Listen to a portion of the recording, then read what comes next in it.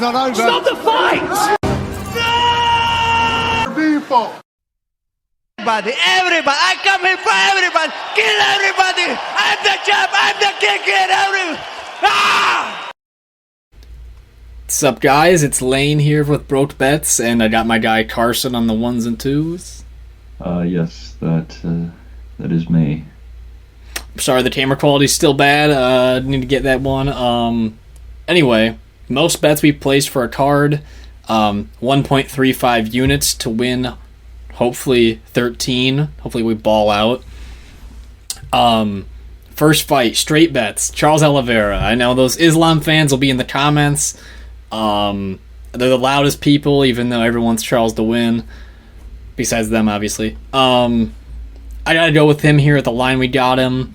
0.75 units, we got more coming with him. The champion has a name. Obviously, I think it's closer to a pick'em, so the odds we got him at is great. Yeah, I mean, if Islam was plus 188, I'd probably be betting on that. So. Right. Next fight we have is Krylov. Krylov here, I just view him as the more dangerous fighter. He goes for finishes. He's going to have better takedowns, even though Oezdemir does have good takedown percentage. A lot of his takedowns got boosted from that percentage from Paul Craig fight too. Again, a lot of first, second round power. I expect him to get a finish. And yeah, hungrier fighter, more experience. And yeah, I like him here. Next one, Gamrot with 1 unit. You made that bet? I mean, I think he should be a little bit better than Dariush everywhere in this fight. And Dariush has been out for a year and a couple months, so he'll probably be a little sluggish. And at the press conference, Gamrot actually looked bigger than what I thought he would. So that's a good sign. Yeah, I think he wins 2 rounds. It could be dicey, but yeah, the number's pretty nice. So, parlays got Mokaev and Borralho together. I originally placed Borralho, Mokaev, and Jailton Almeida together. The Jailton fight dropped out. My odds are actually shitty for this fight. They're minus 157, but you just placed this the other day. We got better. I got this on Monday at Borralho. At minus 137 here I have on the sheet. Yeah. And I mean, Borralho, I think he's going to take this fight to the ground pretty quickly, and he's even pretty good at range. I think a lot of people are on Muradov here just because he has a lot of finishes on his record, but Borralho is still very good. Yeah, it's a hard stylistic matchup for Muradov. Right, and then Mokaev seems like an easy pick, and we got a whole lot more coming with him here. That's 1.5 on him currently. Next one, like I said, we'd have more with Oliveira. This one, I put on an extra sprinkle. It's Oliveira rounds 1, 2, or 3. It's really the only way I see him winning this fight. I don't see him getting one in the 4th or 5th. I mean, a lot of people are doing Oliveira by finish. I think this is even a better way to approach that, because if it's gonna happen, it's gonna happen early. Then following that, I know my head's getting lower on the screen.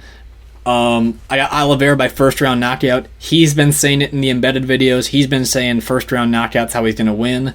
I predicted before this is how he'll have to win. I don't think that Islam's gonna tap to a guillotine. A lot of people don't really go to sleep in guillotines, it seems like. If Charles finds his neck, it could easily happen in a different round, or a knockout could happen in round 2, but we'll see. Again, it's a lot of stacking of stuff here. Next one, I got Belal by decision. I think that Belal here is a very high IQ fighter. I mean, he knows I think we talked about this in the breakdowns, but he strikes the grapplers and he grapples the strikers, and he's super good at that. If you remember watching that Luque fight, his lateral movement was extremely good. I think Sean Brady's going to have a hard time timing a perfect takedown on Belal. I don't really look into the Khabib wrestling thing, changing this fight for him. I don't think you can train with Khabib for a month and be a completely different fighter. So, I like Belal here just by decision, and I think he's just going to outstrike Brady on the feet. Half a unit there. Again, more stacking. I got Krylov in rounds 1 or 2. I think that if you look at Krylov's resume, all of his finishes are or all of his, I think it's wins. He's only got 2 or 3 wins by decision, one of them being Johnny Walker, although he hit Johnny Walker pretty hard in that fight. Every finish he has, though, is in round 1 or 2. And at this number, and how aggressive he is, I gotta put more on it. He's me one of our key players in this event, hoping that he wins. Next one is Mokaev by finish. This line's destroyed now. I got it at minus 175. It is now at like minus 240. 1.5 units there. I mean, this kid went to decision his last fight, but he got like 15 takedowns or some shit. The other dude, Charles Johnson, just tried not to get finished the whole fight. Mokaev here will want to redeem his last fight by finding a finish, and Malcom Gordan should give up when he realizes this fight's out of reach with the grappling, and I expect him to find a finish. In Malcom Gordon's 5 losses, he's been finished in all 5 of them. Right, exactly. And Mokaev, I mean, look at the way he ran across to Cody Durden. He sprints across the cage to go for the finish. Same thing with Charles Johnson, pinned him up on the cage real fast. This could be a striking or a grappling knockout. I anticipate a submission. Next one, I got Mokaev by round 1. I'm stacking. We're putting 3.5 units behind Mokaev here. Him and Krylov are probably our 2 biggest players here. I really think that Mokaev will come across, take him down, or put him on the ground instantly to get that finish. This round 1 number, by the way, on DraftKings is destroyed right now. It's at like plus 120. I think on FanDuel, it's still up in that higher range, but just try to find the best value you can there for this one. Another one I also liked for the Mokaev fight was Mokaev in rounds 1 or 2 for alternate round betting. But yeah, that's that one. And then the last single prop we have is Armen Petrosyan and AJ Dobson to go over 1.5 rounds. I really just feel like both guys are very dangerous. Armen's fought very talented strikers, strong punchers, and AJ Dobson's taking a step up in competition here, even though he lost to Jacob Malkoun. I still think this is going to be a hard fight for him to get finished in the first round, so I anticipate this one going a little bit longer. Then we got parlays here. Let me adjust my camera. And then for this one, I got Belal Muhammad and Sean Brady going over 2.5. If anyone's going to finish the fight, it's me, Sean Brady, and all Belal has to do is defend submissions. I anticipate. And then also I have Karol, Rosa, Lina, Lansberg going over 2.5. I got the line at a good spot, but honestly, the Rosa fight makes me a little bit nervous because Rosa does have a little bit of finishing ability, knees in the clinch. She's me a little bit stronger here, but I mean, I still anticipate over 2.5. And then to polish it off, you made this bet.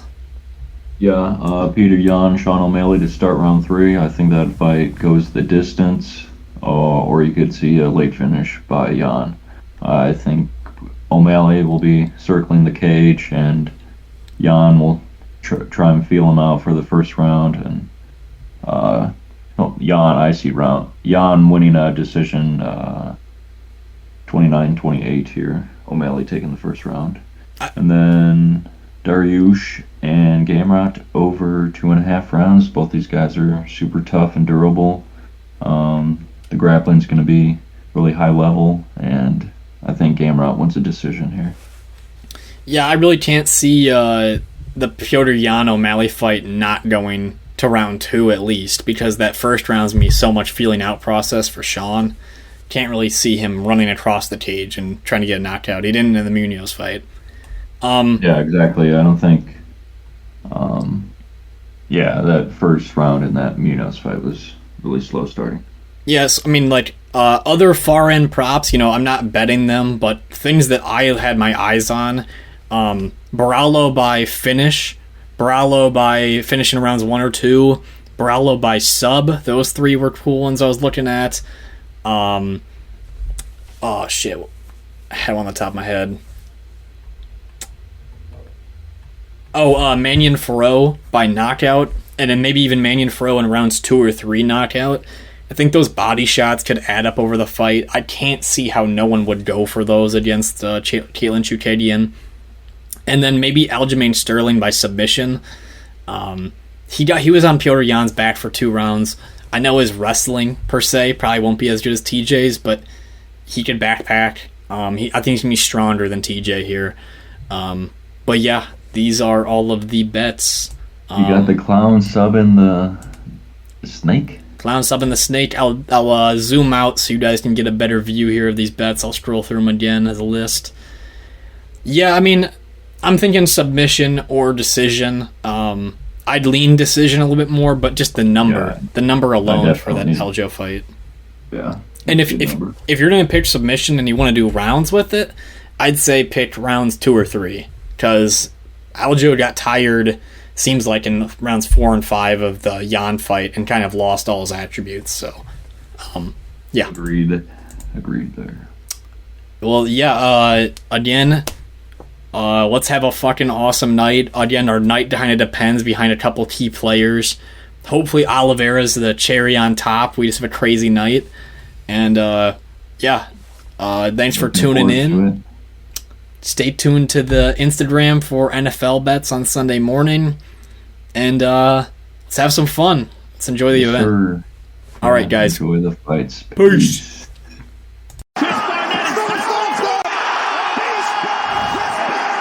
I know. It doesn't matter, I'm from the trenches. I'm built like this. The old doubted me said I couldn't do it. The old said I couldn't do it. Look at me now.